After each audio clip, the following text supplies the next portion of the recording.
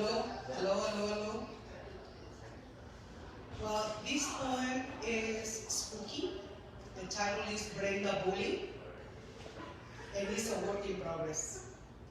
Brenda Bully has a ghost. Hit that girl, hit that boy, hit that cat, hit that dog, cut that flower, spit that face. The mean spook says to her, and poor Brenda just obeys. At school, she has no friends. They don't love her, they are fake. They just follow, they're afraid. They will do what Brenda says, create terror, beat the weak, every day during the week. Even teachers are scared. Brenda Bully pulls their hair. Principal expels her out. Her rich father rings a bell. Her mean mother brings her back. Money's power isn't fair. Brenda Bully hides her secret. No one knows about the ghost inside of her that makes her mean. Deep inside, Brenda is sweet, but ghost doesn't let her sleep and tortures her with glee. Brenda suffers every night when the ghost appears to her, all in white, long, long nails, long, long fangs, white mouth open, long, long tongue, grabs her hands, long, long tail, keeps her down. Brenda Bully screams a lot. No one listens, no one comes. Brenda Bully cries and cries. No one listens, no one knows. Parents always busy. No one listens, no one comes. The ugly ghost gets distracted. Brenda Bully tries to run, but the spook tracks her down. Tells Brenda, you are mine. You are cursed, be a bully. The poor girl cries and cries. You are alone, always be. You don't pray, no one cares. You eat candies and eat junk food. Don't do homework, sleep late. No one loves you, that's your fate. The cruel spook yells at her. Brenda Bully always scared. At the school, no one knows what the ghost does her. They all have their own idea. Brenda was born that way. They all pray, she goes away. They all made a prayer day for Brenda Bully to be nice. God is good, he always helps. They all know his great love. They all pray, pray and pray, for one day Brenda change. God an angel sent to earth, to the school where Brenda is. She sat sweetly behind her. Brenda Bully twists and wrong, but the angel loves her more and follows her everywhere. Brenda Bully is so surprised, cause only she can see the angel. Kids think she went crazy when Brenda Bully talks alone, slaps, spits the air more and more. Leave me alone, she yells and yells. One night when the ghost came to mistreat Brenda in her room, the sweet angel was with her. Brenda is happy she is not alone. Go away, she is mine. The ghost yells, the angel says, she never was.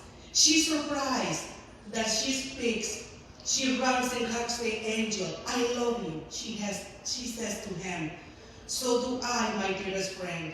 The sweet spirit told her, Sam, the spook was gone. Brenda's bully no more. She is happy and very kind. Does her homework, eats well, sleeps early, has many friends that love her more and more at school and everywhere. Thank you very much. Suddenly there came a tapping, as if some gently rapping at my chamber door. 'Tis some visitor, I muttered, tapping at my chamber door, only this and nothing more. Distinctly I remember, it was in bleak December, and each separate dying ember rocked its ghost upon the floor.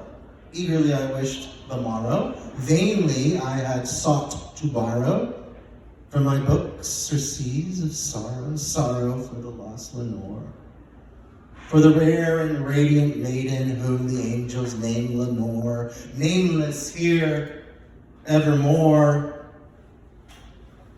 And the silken, sad, uncertain rustling of each purple curtain thrilled me, filled me with fantastic terrors never felt before. So that now, to still the beating of my heart, I stood repeating, 'Tis some visitor entreating entrance at my chamber door. Some late visitor entreating entrance at my chamber door. This is it and nothing more. Presently my soul grew stronger, hesitating, then no longer. Sir, said I, or madam, truly, your forgiveness I implore. But the fact is, I was napping, and so gently you came rapping, and so faintly you came tapping at my chamber door, that I scarce was sure I heard you. Here I opened wide the door, darkness there, nevermore. This will be good. This is a spooky-ish modern short story that I wrote. It's called Respect Your Others. So it's a cautionary tale. Okay, Mark was your typical angry 20-something-year-old man living in the city's busiest part of downtown. His atrocious lack of time management made every day a rush for Mark. He was already living in a part of town that moved at twice the speed of anywhere else. Instead of learning to leave 10 minutes earlier for work, Mark was content complaining to himself his entire way there about the fact he was going to be late, and knowing his manager would barely mutter out a lecture about arriving on time before sending him out on the floor to work. Mark's poor behavior and aggression towards the world never changed, and holidays like Halloween, where everyone is full of laughter, surprises, and sugar rushes, only made him more sour about the happiness of the world. Pushing open his apartment building's door out into the bustling street of downtown, Mark slid his vape pen out of his pocket and began to inhale deeply. After a few seconds, before the door had even closed, he exhaled a puff of smoke that matched the boulders of smoky clouds that the old smokestacks outside of town pushed down every day. Mark let out a self-indulgent chuckle as the crowd of dressed-up kids and mothers covered their faces, attempting to block the smoke as much as they could. Now he was off to work at Pizza Playtime. Pizza Playtime was a thriving arcade downtown. It had the best video games to play, a ball pit that was only somewhat sticky, unlimited greasy pizza with the right wristband, and animatronic animals that played fake instruments, the Playtime pals, that children screamed over when the music started. The noise, music, lights, and human-like standing animals playing terrible tunes for screaming children would leave any reasonable adult with a headache. This environment was Mark's life, and he no longer cared to play a positive part in it.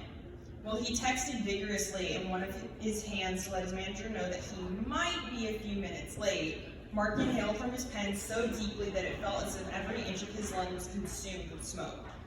Right as he was about to hit send on his text, his throat felt as if it were about to explode, causing him to cough up in hats and expel all the smoke in his lungs onto the air into the street in front of him. In this moment of coughing and confusion, Mark took another step forward into the smoke he had coughed out, making him run directly into an elderly woman leaving the bodega on the corner. The old woman's shopping bag crashed onto the sidewalk in front of her. Cans rolled out onto the street, rolling back and hitting the edge of the curb as her eggs lay sprawled and splattered in front of her. Her knees were weak and she struggled to gain her stance back, reaching a hand up to the stranger in front of her that ultimately caused the collision. "Please," the old woman asked with a scratchy voice that one only assumes comes from the aging of time, "will you help an old woman back up?" Mark observed the mess in front of him, his eyes darting between the cans, the eggs, and the old woman's hand. Instead of taking her hand and gently helping her back up, Mark laughed as he kicked the cans slightly further away from her. "Help yourself."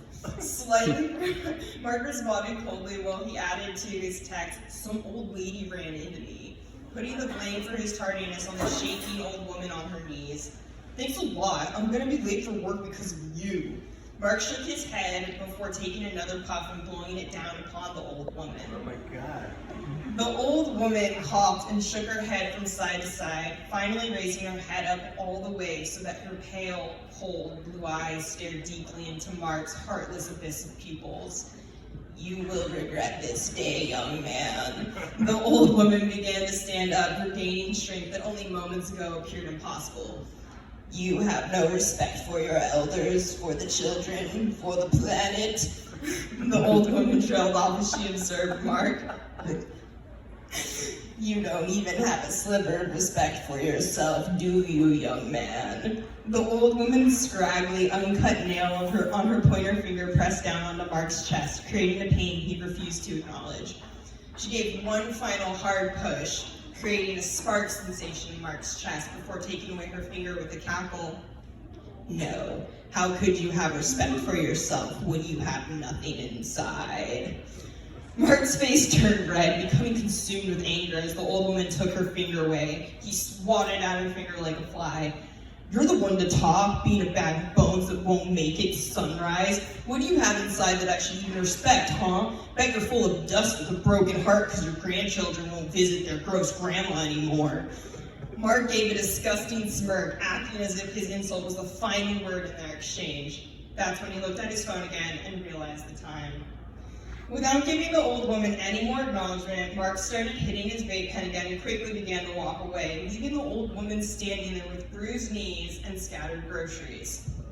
As he walked away, the old woman began to say something Mark swore sounded like a chant. The further he got away, he continued to hear her whisper, causing him to violently flip his head around again and again, subconsciously fearing that the old woman was somehow right behind him. As he reached the pizza playtime doors, he felt a tightening in his chest where the old woman had pressed her finger against him. Mark held his heart, taking a deep breath before entering the arcade's door. All he could think about was the old woman he left on the street and how the sound of her voice still echoed in his head. The noise of cars zooming by on the street disappeared as Mark's eardrums were consumed with the screams and laughter of children running around and playing arcade games. His nostrils were quickly infiltrated with the smell of pizza, popcorn, sweat, and a stench that always wafted over from the cubby area where kids left their shoes to play on the plastic structure. Mark slipped his vape pen into his back pocket before walking into the back and clocking into work for the closing shift on Halloween night. Tiny fairies ran around the Barbie match-make game machine, while little pirates grabbed the fake guns on the zombie games and started blasting away the undead. Mark slumped over the counter and watched the kids laugh and enjoy their youth. The lights hanging over the stage started flashing and swirling around the room. The stage lights illuminated shapes of stars, circles, and squares, flashing in all colors of the rainbow, while the animatronic band began to move in an unbashful, out-of-sync, glitchy motion. God damn!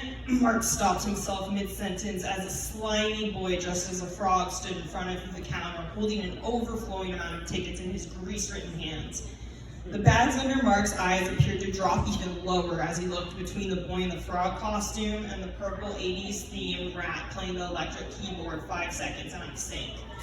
He couldn't decide what disgusted him more, the eager, bright eyes of the child in front of him or the painfully off-tuned robots on stage. Mark pushed his body off the counter and looked over his shoulder to see his coworkers still on their break. Can I get some prizes? I want the chocolate egg candy, the kid in the frog shouted while hopping in place. Listen, kid, Mark began before beginning to walk away. I gotta go check on your pals on stage. My buddy will be out in a minute to get your prize, all right? Not caring for a moment he had knowingly lied to the child, Mark did not want to wait to hear the kid's response. The further he got from the counter, the tighter his chest began to feel, causing him to grip it again.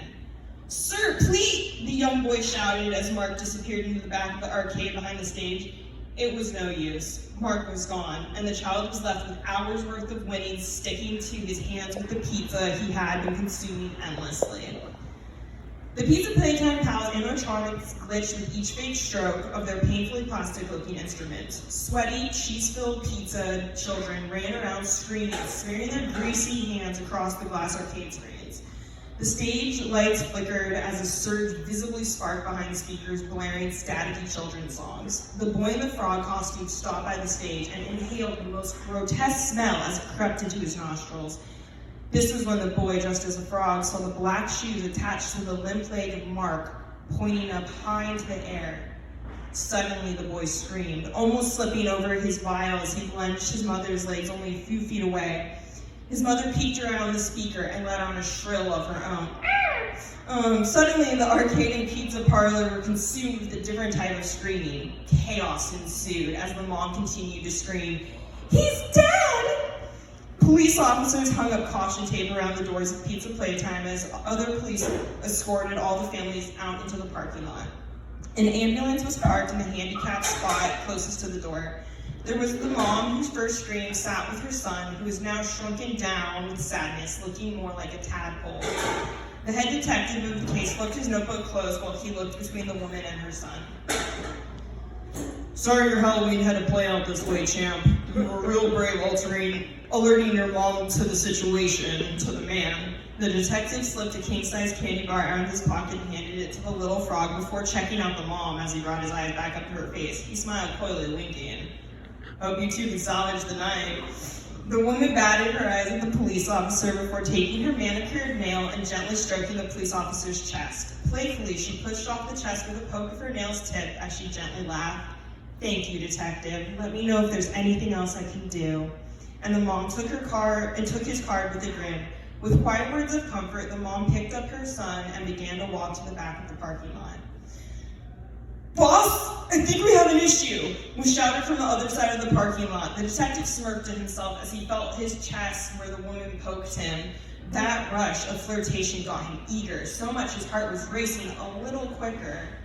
What a shame to get a heart attack on Halloween, man, the detective called out to his coworker who was quickly approaching with the camera. Frantically, the photographer ran over to the detective with his camera an entire arm's length ahead of him. Boss, I don't think his heart attack was caused by normal issues, the photographer said through his pants, flinging the camera straight in front of the detective. Please tell me I'm not crazy, the photographer begged with his eyes as he looked to the ground. The detective gripped his chest tighter as his jaw slightly began to fall. He yanked the camera out of the photographer's hand. The camera had a picture taken no less than a minute ago from the other side of the parking lot of the detective interviewing the mom and son in the background. Except the camera's display screen did not show a charming detective asking a young mother and her son what happened. On the screen showed the detective getting his chest stroked by an old woman who looked ancient, the skin on her hand appearing as if it was dripping off the bony sides. She was not holding the hand of a small boy, but that of a demonic goblin. The racing in the detective's chest began to increase as his head got woozy. He could barely move as chanting in the young mother's voice began to go through his head. He had no idea what she was saying, only that the whispers were meant for him. His head began to look around the empty parking lot desperately. I think I'm gonna be sick, was all the detective could say before dropping the camera and passing out. The end. Nice.